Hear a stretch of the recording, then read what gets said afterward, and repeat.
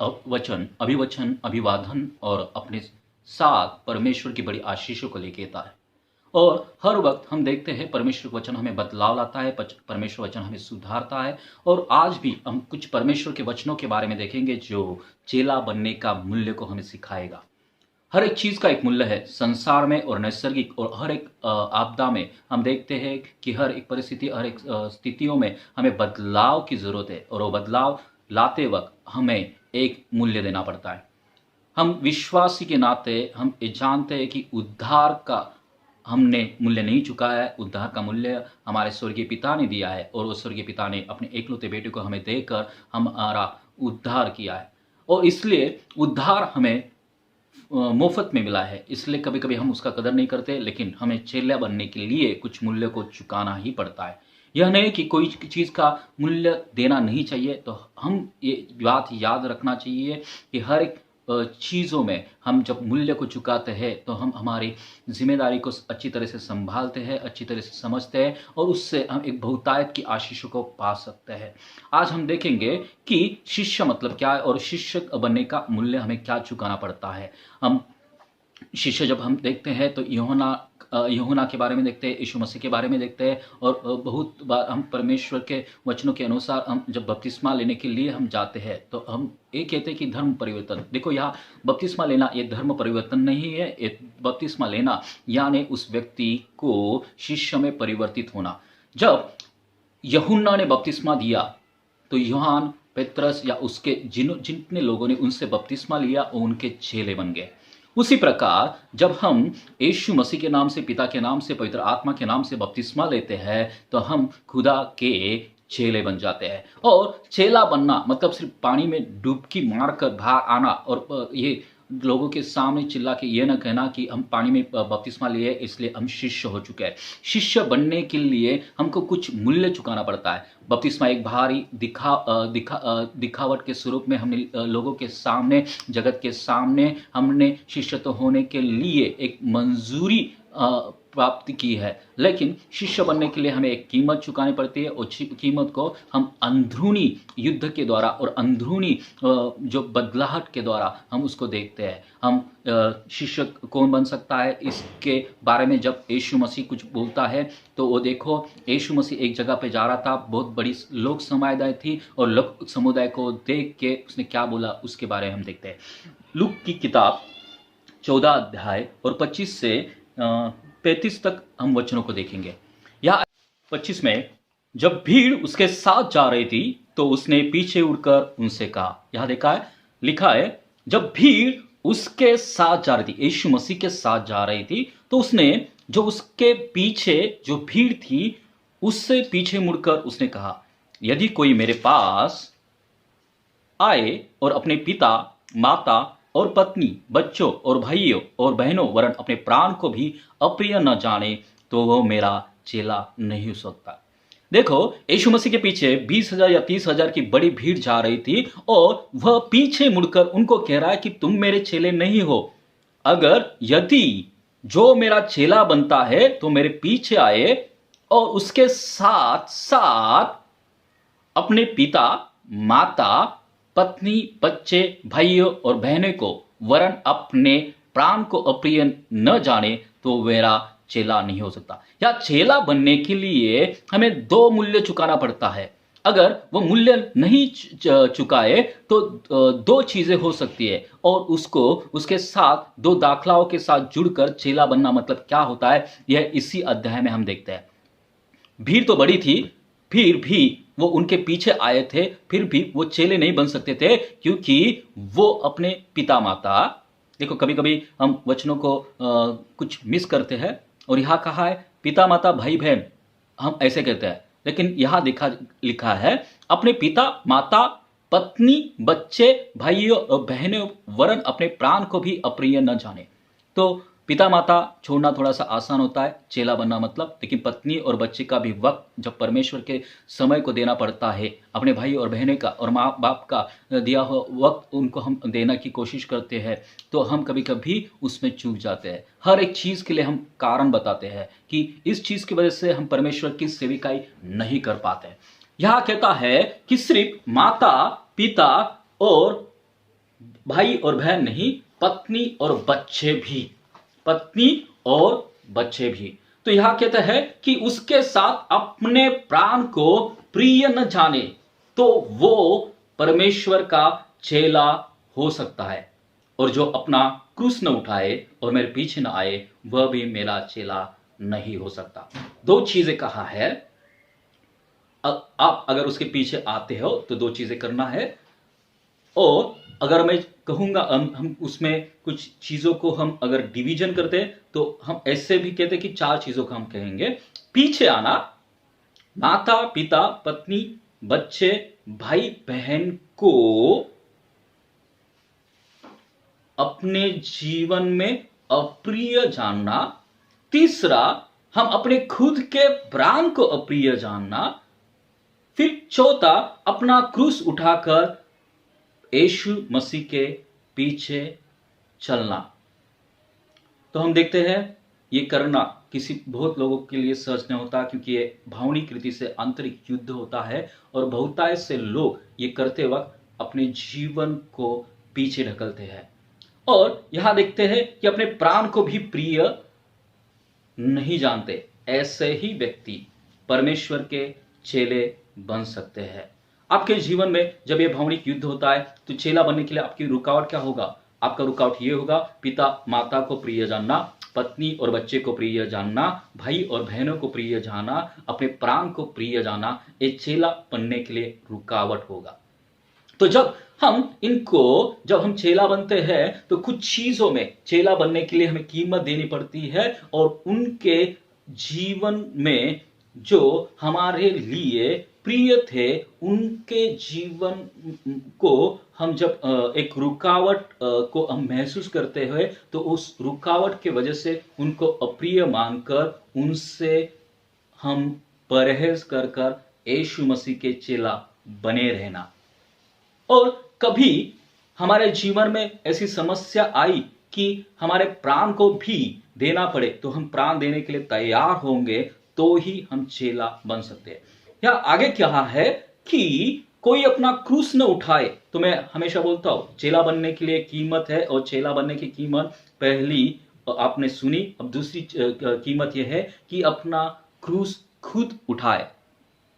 चेला बनना एक जिम्मेदारी है। चेला बनना दूसरे को सुसमाचार कहना, चेला बनना उसको मसीहत में उसके जीवन को चरित्र और स्वभाव के साथ बदलकर दूसरे जो अशक्त है, दुर्बल है, उनको अपने खांदों पर लेकर परमेश्वर के राज्य में जोड़ा जाना एक क्रूस उठाने के समान है।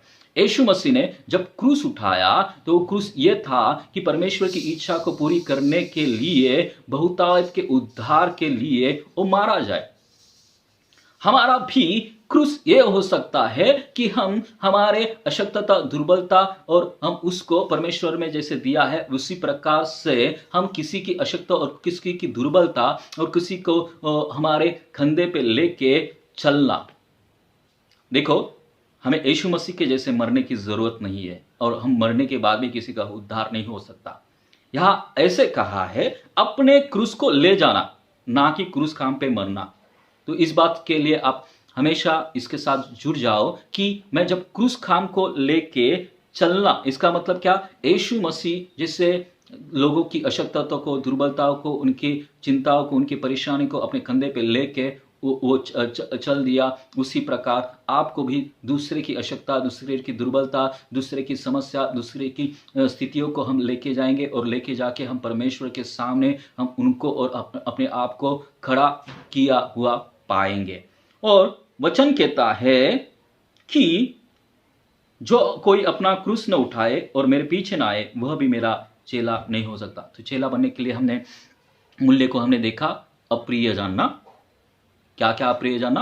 पहली बात, हम माता पिता, पत्नी, बच्चा, भाई बहन जो हमारे परमेश्वर के दर्शन, परमेश्वर के दृष्टांत और परमेश्वर के मार्गों पर जो उसने कहा है उसके लिए रुकावट होते हैं, उनसे परहेज करना। दूसरे, अगर हमारी कुछ चीजें जो हमें प्राण प्रिय है और उससे भी अगर परमेश्वर के राज्य, परमेश्वर के दर्शन और परमेश्वर के चीजों में, परमेश्वर के वचन के अनुसार हमें जीवन जीने के लिए रुकावट होती है, तो वो प्राण प्रिय और खुद का प्राण भी हो या खुद के प्राण के प्रिय जैसी चीजें को हो, तो उसको परहेज कर कर परमेश्वर के रास्ते पे चलना। दूसरी बात, हम जब वो चल रहे हैं उसी प्रकार दूसरे की आवश्यकता, दूसरे की जिम्मेदारी को अपने खांधों पर लेके चलते हुए यीशु के पीछे चलो। पौल कहता है जैसे मैंने यीशु मसीह के पीछे चला उसी प्रकार मेरे पीछे आप चलो या मेरा अनुकरण करो। देखो, पौल ने यीशु मसीह के जैसा पिता की इच्छा पूरी करने के लिए अपने जीवन भर वो चला और बहुतायत लोगों को परमेश्वर के राज्य में जीता।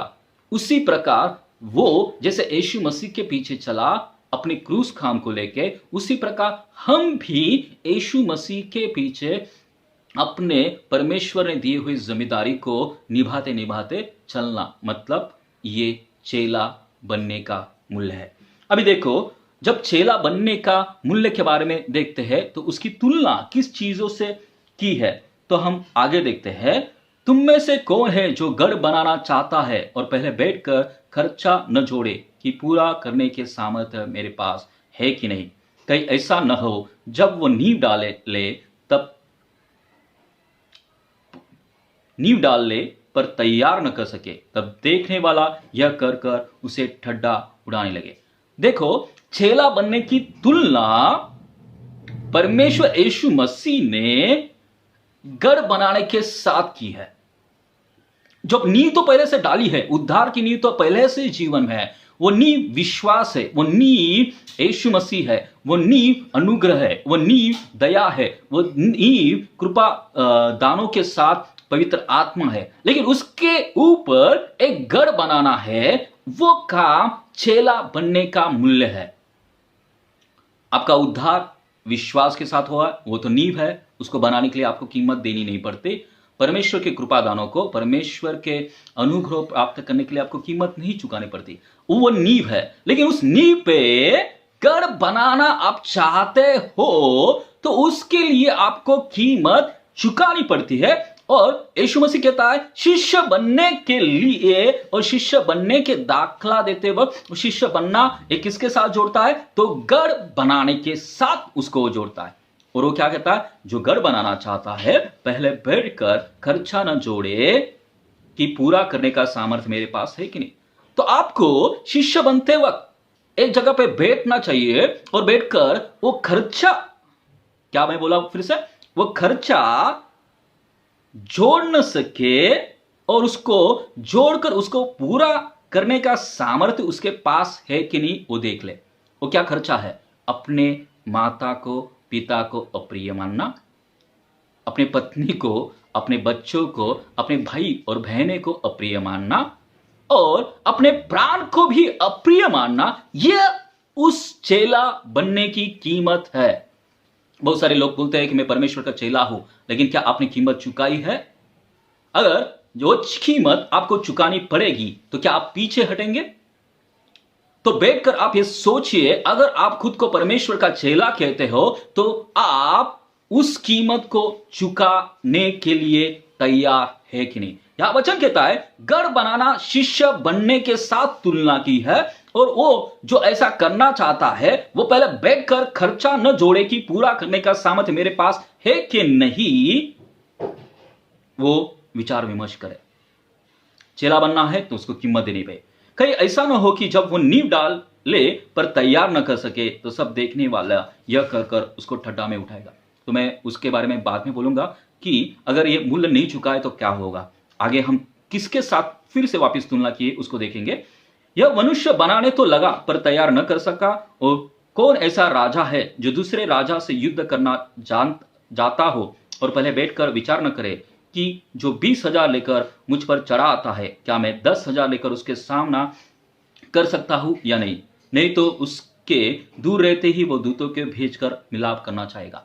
तो दूसरा, शिष्य बनने की तुलना एक राजा से की है, जो राजा के पास 10,000 सेना है और दूसरा राजा उसके पास 20,000 सेना है और युद्ध करने के लिए जाने के लिए वो तैयार है। और वो बैठकर विचार विमर्श करता है। बैठकर विचार विमर्श करने के बाद वो क्या किया कि सोचा और सोचने के बाद, विचार करने के बाद उसने ये सोचा कि दूसरा राजा तो 20,000 लोग लेकर मुझ पर चढ़ा आता है, तो 10,000 लेकर उसका मैं सामना कर सकता हूं या नहीं। नहीं तो उसने दूर रहते ही वह दूतों को भेजकर मिलाप करना चाहेगा।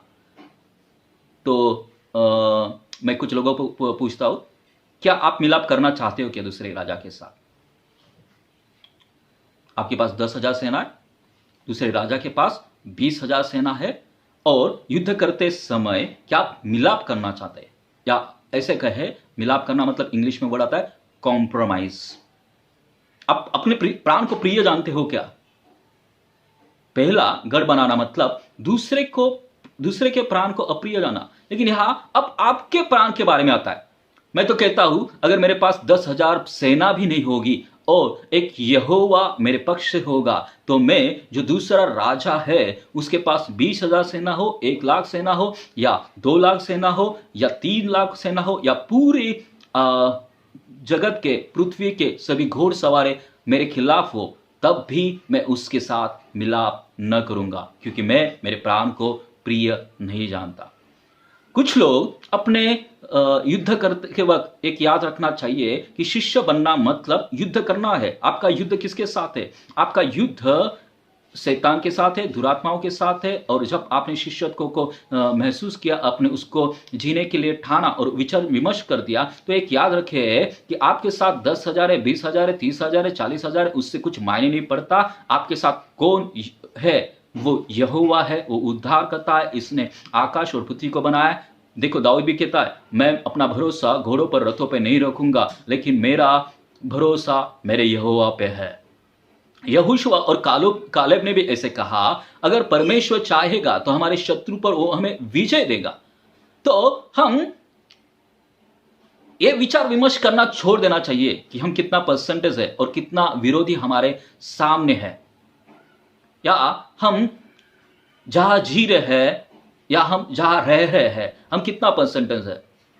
मैं तो चेला बन चुका हूं, तो मेरा प्राण मैं खुद के लिए अप्रिय जानता हूं। मेरे लिए तो जीना मसीहा है और मरना मेरे लिए लाभ है। तो यहां हम देखते हैं युद्ध करना। कुछ लोग तो पहले से ही मिलाप करना मतलब क्या करेंगे? वो खुद देखेंगे परिस्थिति को, उनको उनके अनुसार उसकी स्थितियों और परिस्थिति को नहीं बदला गया, तो वो देखेंगे, मैं प्रार्थना कर रहा हूं, कुछ चंगा ही नहीं हो रहा, मैं प्रार्थना कर रहा हूं, बदल रहा नहीं, ये नहीं हो रहा, वो नहीं हो रहा। वो फिर सोचेंगे, फिर ऐसे बोलेंगे, क्या ये भी किया, वो भी किया तो भी चलेगा, और क्या ये कीमत देने के लिए जरूरी है क्या? और शायद वो मेरे शत्रु मुझसे अधिक है और उनसे मैं परेशान हो गया, तो अभी मैं स्थितियों के साथ, परिस्थितियों के साथ मिलाप कर लेता हूं, और मैं शत्रु के साथ मिलाप कर कर उनके साथ बैठ जाता हूं, उनके साथ रहता हूं। वो वापिस जाने वाले लोग हैं। वो जो राजा उनके खिलाफ लड़ रहा है, वो राजा शायद वहां जहां से वो आए हैं वहां से वो वापिस जाएंगे। क्योंकि यहां वचन कहता है, देखो, पहले बैठकर विचार न कर ले कि जो 20,000 लेकर मुझ पर चढ़ा आता है, क्या मैं 10,000 लेकर उसका सामना कर सकता हूं या नहीं। नहीं तो उसके दूर रहते ही वह दूतों को भेजकर मिलाप करना चाहेंगे। वो मिलाप करना चाहेंगे जो अपने प्राण को प्रिय जानते हैं। इसी रीति से तुम में से जो कोई अपना सब कुछ त्याग न दे, वह मेरा चेला नहीं हो सकता। फिर से वापिस मैं वही कहता हूं, चेला बनना मतलब युद्ध करना है। और दो चीजों के साथ तुलना की है, एक गढ़ बांधना और युद्ध करना। अगर आप चेला बनना चाहते हो तो आप गढ़ बांध रहे हो, गढ़ों को बांध रहे हो, गढ़ों को बांध रहे हो। और जब गढ़ों को बांध रहे हैं तो याद रखिए, माता पिता, पत्नी, बच्चे, भाई बहन को आपको अप्रिय जानना पड़ेगा।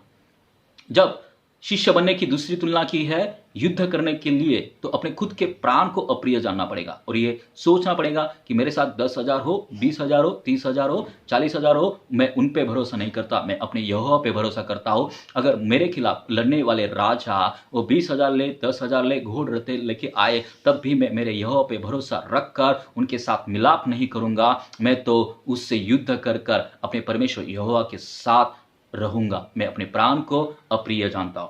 और यह वचन कहता है, इस प्रकार से जो कुछ, इसी रीति से तुम में से जो कोई अपना सब कुछ त्याग न दे, वह मेरा चेला नहीं हो सकता। तो मुझे क्या करना है? मुझे एक मन में विचार करना है। देखो, जब आप मन में विचार करने के लिए सोचते हो तो शायद आपको लगेगा कि कल से मेरे को ये सब कुछ छोड़ देना पड़ेगा। अब्राहम के बारे में देखते हैं। अब्राहम परमेश्वर का एक अति उत्तम चेला बना। क्यों? क्योंकि परमेश्वर यहोवा ने उससे कहा अपने बेटे को ले और मेरे वेदी पे चढ़ा। सबसे मुश्किल घड़ी थी, और बेटे को लेके गया और बेटे को बलि चढ़ाते वक्त उसने आवाज सुनी। उसने तो उसका काम पूरा किया था, परमेश्वर ने उसकी परीक्षा ली और अब उसके बेटे को वो वापस दे दिया। तो यह सब युद्ध विचारों में होता है, मनों में होता है, और वो करने के लिए आप कृति करते हैं कि नहीं, उसको कसौटी पे लाकर परमेश्वर देखता है कि ये शिष्य बनने के लिए योग्य है या अयोग्य है। यहां कहता है सब कुछ त्याग देना, विचारों में सब कुछ त्याग देना, विचारों में खर्चा सोचना, विचारों में युद्ध करना, और ये सब युद्ध विचारों में होगा। और विचारों में आपने सोच लिया कि मैं सब कुछ त्याग करने के लिए तैयार हो, और उसके लिए आप छोटी छोटी कृतियों करते हैं और छोटी छोटी चीजों को परहेज करते हैं जो आपके परमेश्वर ने दिए हुए दर्शनों को और परमेश्वर के बीच में रुकावट बनता है। उनको अप्रिय जानकर परमेश्वर की ओर दौड़े चले आते हो, तो आप परमेश्वर यीशु मसीह के चेले हो। नहीं तो आगे लिखा है, नमक तो अच्छा है, परंतु यदि नमक का स्वाद बिगड़ जाए तो किस वस्तु से नमकीन किया जाएगा? वह तो भूमि और न खाद्य के लिए काम आता है, उसे तो लोग बाहर फेंक देंगे। जिससे सुनने को कान है वह सुन ले। ऊपर हम बात कर रहे हैं जो मूल्य नहीं चुकाते उनको क्या होता है। तो आपने ही खुद देखा होगा कि जब पहले व्यक्ति ने घर बनाते वक्त मूल्य नहीं चुकाया तो उसके ऊपर ऐसा कहा गया, उन्होंने तो नींव तो रखी, बातें तो बहुत की, और बातें बहुत करने के बाद उन्होंने उस मूल्य को नहीं चुकाया, तो सब देखने वाले यह कहकर उसे ठट्ठा उड़ाने लगे। बहुत बार हमें विश्वासी और कुछ विश्वासी भाई कहते हैं कि लोग हमें ठट्ठा, वो यीशु मसीह के पीछे तो चला लेकिन उसके जीवन में अब उस प्रकार से चीजों का हमने नहीं देखा, और लोग उसको क्या करते हैं, ठट्ठा में उठाते हैं कि वो तो सब बातूनी है, वो काम कुछ नहीं करता, सिर्फ बातें बातें बातें बक बक बक बक, वो कीमत नहीं चुकाना चाहता। तो लोग कहते हैं कि उसने उस प्रकार से बोला था लेकिन वो नहीं कर पाया, इसलिए लोग क्या करते हैं, उसको ठट्ठा उठाते हैं।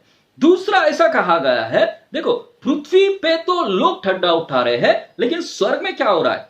तो स्वर्ग में ऐसा कहा गया है कि अगर वो युद्ध नहीं कर पाया और वापिस मेल मिलाप करके वापस आएगा तो स्वर्ग भी उसको ठट्ठा में उठाएगा। ठट्ठा में कैसे? नमक तो अच्छा है, परंतु यदि नमक का स्वाद बिगड़ जाए, देखो वो भीड़ है नमक के जैसी, लेकिन शिष्य, वो भीड़ अच्छी है, नमक अच्छा है, भीड़ अच्छी है, परंतु यदि नमक में स्वाद बिगड़ जाए तो कौन सा नमक स्वादिष्ट है? जो चेला बनता है वही नमक स्वादिष्ट है। आप भीड़ में हो, नमक अच्छा है, भीड़ अच्छी है, परंतु नमक में स्वाद बिगड़ जाए तो किस वस्तु से नमकीन किया जाएगा? कीमत चुकाने के द्वारा ही आपको स्वादिष्ट किया जाता है। आप सब त्याग करने के लिए तैयार है तो ही आपके जीवन में नमक के जैसे स्वाद आता है, नहीं तो वो क्या है, एक सफेद पाउडर जिसमें कुछ मायने नहीं रखता। और आगे लिखा है, वह तो भूमि और न खाद के लिए काम में आता है, वह तो लोग बाहर फेंक देते हैं। जिसके सुनने हैं कान सुन लो। क्या कहा है? भूमि के और न खाद के लिए काम आता है, मतलब निरुपयोगी, कुछ इस्तेमाल के नहीं है, कुछ उस व्यक्ति के जीवन से कुछ स्वर्ग के लिए या पृथ्वी पर भूमि पर कुछ भी लाभ नहीं है, ऐसे को बाहर फेंका दिया जाता है। अगर आप मूल्य चुकाना नहीं चाहते और चेला बनने का मूल्य देना नहीं चाहते तो आप ऐसे लोग हैं जो अच्छे तो है लेकिन स्वादिष्ट नहीं। और ऐसे लोगों को वो वचन कहता है, वह तो भूमि के ना खाद के लिए काम में आता है, वह तो लोग बाहर फेंक देते हैं। जिससे सुनने के लिए कान हो तो सुन ले। दूसरा, वो आपस में आकर फिर पुराने चीजों से जाते हैं, उनको परमेश्वर बाहर फेंक देगा क्योंकि वो निरुपयोगी है, वो निष्क्रिय है, वो किसी के काम नहीं आते, वो अपने खुद के क्रूस को लेकर नहीं चल पाते, अपना सब कुछ त्यागने के लिए तैयार नहीं होते, तो मैं ये कहना चाहता हूँ कि यीशु मसीह जल्दी आने वाला है और वो चेलों को देखना चाहता है, चेलों को वो लेके जाना चाहता है। हम वो भीड़ के समान नहीं है जो उसके पीछे चली। वो दिखने में तो अच्छी है, लेकिन उसमें स्वाद किस तरह से आएगा जब वो लोग जो अच्छे हैं और सब कुछ त्याग करने के लिए तैयार है और अपने क्रूस खाम को उठा के वो खुद चलते हैं, तो वो खुद को उससे स्वादिष्ट बनाते हैं, जिससे वो परमेश्वर के भूमि के लिए, खाने के लिए एक उपयोगशाली पात्र बनते हैं। ऐसे को बाहर फेंका न जाएगा। मैं एक पॉजिटिव वे से बोल रहा हूँ, नीचे निगेटिव वे से लिखा है, मनुष्य ठड्डा में उठाएगा और स्वर्ग भी उसको ठड्डा में उठा के बाहर फेंक देगा। लेकिन मैं एक पॉजिटिव वे से कहता हूं कि जितने जन भीड़ में है, नमक अच्छा है, मतलब वो भीड़ अच्छी है, लेकिन अपने आप को सब कुछ त्याग करने के लिए तैयार किया है। जो चीजें आपको परमेश्वर के सामने और परमेश्वर के साथ आने के लिए रुकावट होती है, उसको परहेज करना, उसको अप्रिय जाना, फिर वो माता पिता हो या पत्नी हो या बेटा हो या भाई हो या बहन हो, और उनको परहेज कर कर अपने प्राण को भी आप अप्रिय जानते हो, तो आप परमेश्वर के लिए एक स्वादिष्ट, परमेश्वर के लिए उपयोग और परमेश्वर के लिए एक ऐसे नमक की तरह है जो दूसरे को, जीवन को बदल कर उसको परमेश्वर के राज्य में लाने के लिए फायदेमंद ठहरोगे। तो मैं प्रार्थना करता हूँ हम वो उस स्वाद को बनाए रखें ताकि किसी के पैर के नीचे हम रोंदे ना जाए। यीशु मसीह के नाम से आमीन।